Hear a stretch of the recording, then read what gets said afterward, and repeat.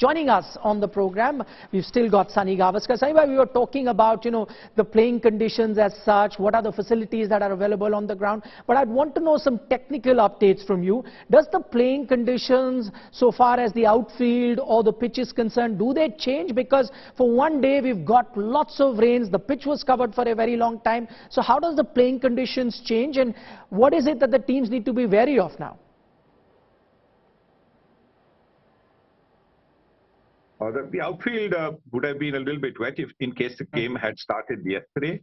But today, I don't think so. Today, it'll have dried up because, it's been bright the whole day. So I don't think that should be too much of an issue.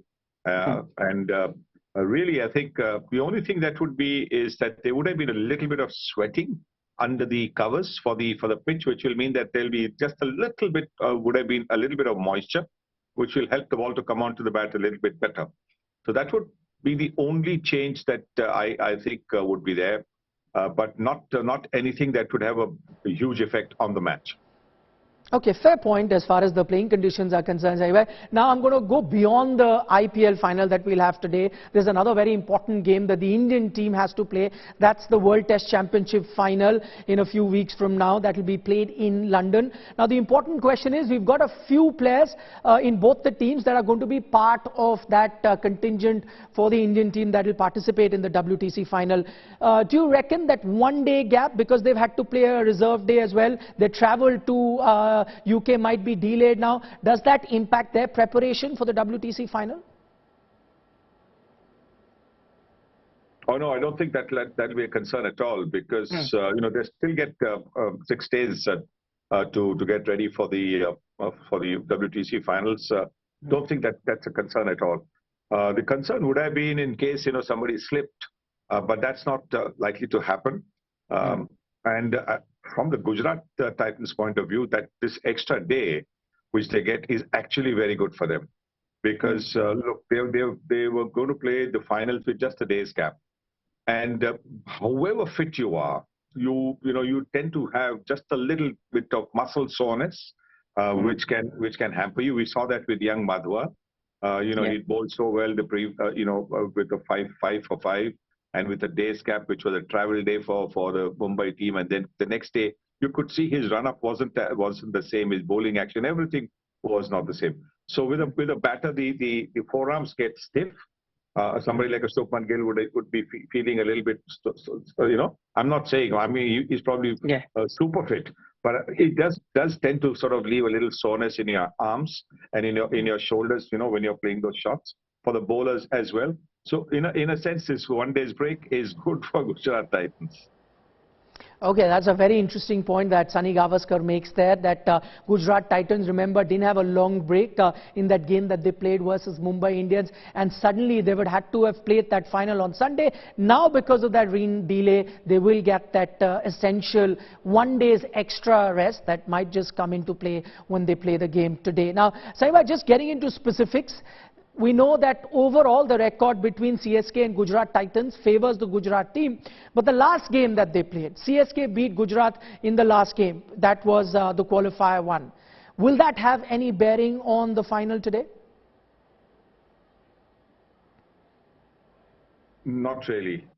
Because GT will say to themselves that they lost to CSK at their home ground. They'll take a look on our home ground.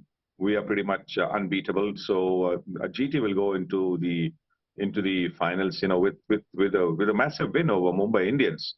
So they'll be very, very confident. And like I said, this extra day, with a bit of a break, bit of a breather, will have given them just that much more recovery time, so that they'll be 100% looking forward to the game.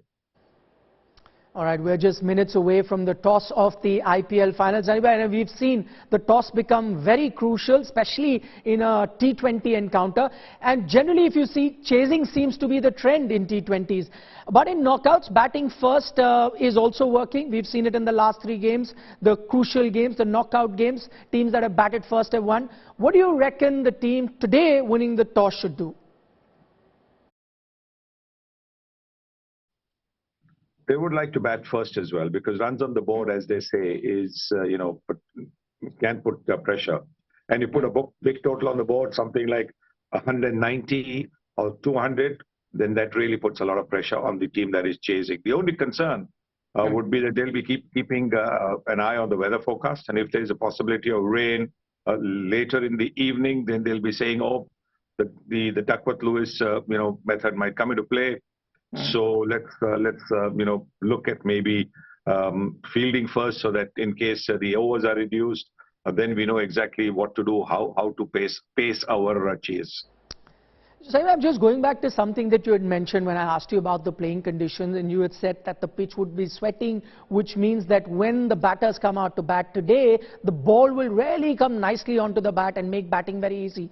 Generally as well, throughout this IPL, we've seen Ahmedabad has been a batting paradise. Now, taking into account that it will get even better for batting, which team do you think the conditions will suit more?